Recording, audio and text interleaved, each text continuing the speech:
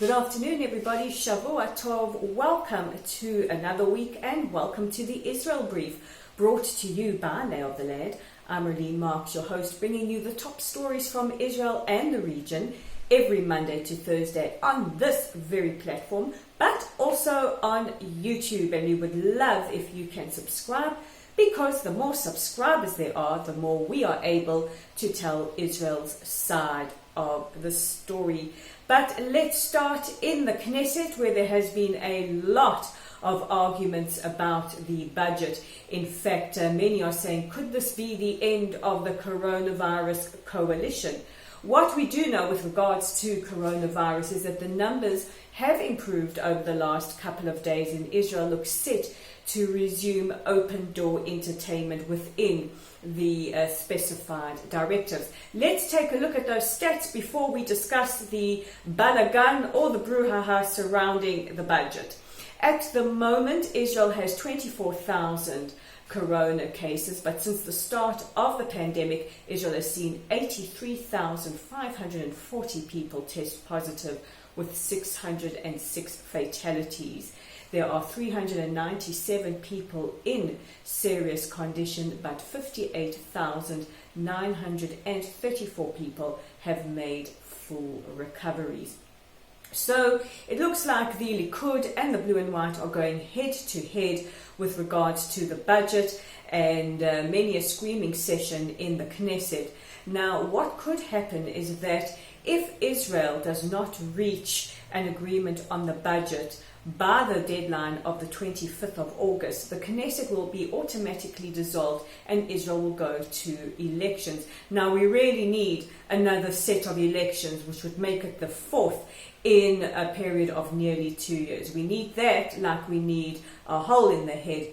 So what has been proposed is a bill being put forward to delay the date on the agreement of the budget, but it remains to be seen if this bill gets passed. We've heard from Yisrael Bitenu earlier today that they might not necessarily back it, and already Channel 12 reporting yesterday that if the bill does not go forward, if the Knesset dissolves, Israel could look at elections on the 18th of November. This is not a definite, but this is a scenario if these things happen. In other news, we now turn to the south, and earlier today, citizens or residents of the town of Beirut, which is in the south, which is the most bunkered town in the world, reported explosions due to arson balloons. Thank goodness there is no damage and no serious injuries, but in the last few days there has been an escalation in the number of arson balloons that have been sent from the Gaza Strip into Israel, setting fire to numerous dunams of very, very important agricultural land. In fact, earlier today I received photographs coming from the south of hundreds of avocado trees being burnt as a result of arson balloon terror. This is a crime against humanity. This is a war crime, and just ask you to regard for a few seconds what it is like for the children of the south. For many children around the world, they see balloons as a sign of parties, as a sign of celebrations. But now, for our children who live in the south, balloons are a sign of impending terror. The IDF has struck Hamas targets within the Gaza Strip in response to growing arson terror.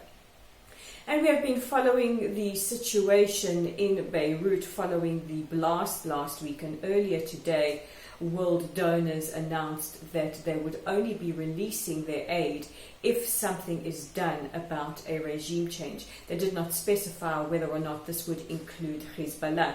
Hizbollah, the terror organization, are roundly being blamed for their stockpiling of ammonium nitrate, which is believed to be responsible for the blast. Now, growing anti-government protests have gone around the country, and police have been using tear gas to disperse growing crowds. It was also discovered earlier today that there are tunnels underneath the port. Well, no great shocker there. I mean, I cannot say that I'm really, really shook. This is the behavior we have come to expect from terror organizations like Hamas in the south and Hizbollah in the north. In fact, Israel embarked on a military operation to destroy as many as possible. In fact, I think we got all of them terror tunnels coming in from Lebanon into Israeli territory. But these are now tunnels dug presumably by Hizbollah into the port. Those are the top stories making headlines. Don't forget to check out our content online at our website at www.layoftheland.online.